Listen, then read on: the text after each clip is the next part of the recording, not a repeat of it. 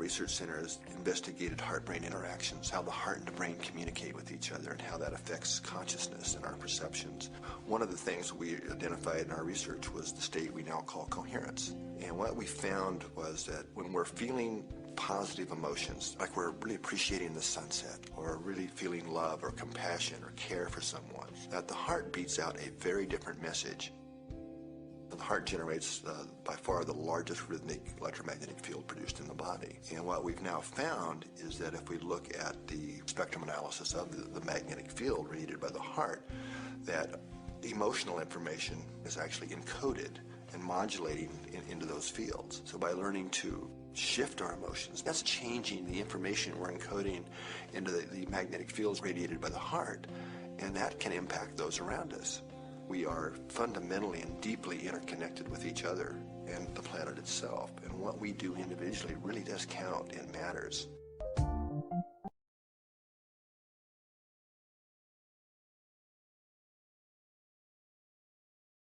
Of every day. Without it, the world you know could not exist. What is it? Electromagnetic radiation. These waves spread across a spectrum from very short gamma rays to X-rays, ultraviolet rays, visible light waves, even longer infrared waves, microwaves, to radio waves which can measure longer than a mountain range. This spectrum is the foundation of the information age and of our modern world. Your radio, remote control, text message, television, microwave oven, even a doctor's X-ray, all depend on waves within the electromagnetic spectrum. Electromagnetic waves, or EM waves, are similar to ocean waves in that both are energy waves. They transmit energy. EM waves are produced by the vibration of charged particles and have electrical and magnetic properties. But unlike ocean waves that require water, EM waves travel through the vacuum of space at the constant speed of light. EM waves have crests and troughs like ocean waves. The distance between crests is the wavelength. While some EM wavelengths are very long and are measured in meters, many are tiny and are measured in billionths of a meter, nanometers. The number of these crests that pass a given point within 1 second is described as the frequency of the wave. One wave, or cycle, per second is called a hertz. Long EM waves, such as radio waves, have the lowest frequency and carry less energy. Adding energy increases the frequency of the wave and makes the wavelength shorter. Gamma rays are the shortest, highest energy waves in the spectrum.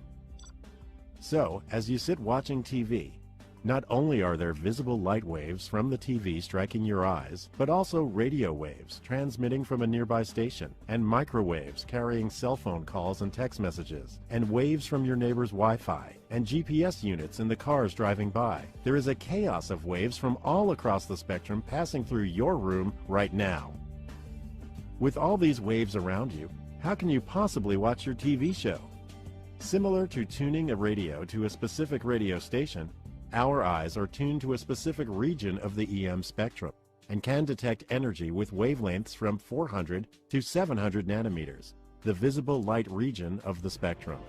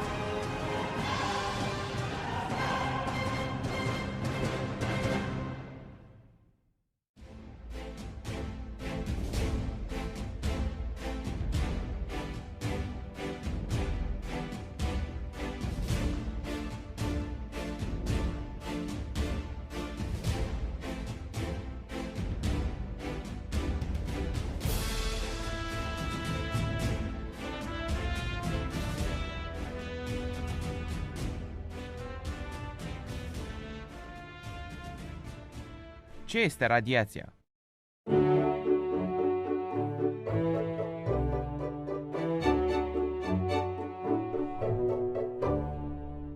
Conform unor surse, radiația este exact ce ai nevoie dacă vrei să te cațeri pe pereți sau să te transformi într-un monstru verde imens.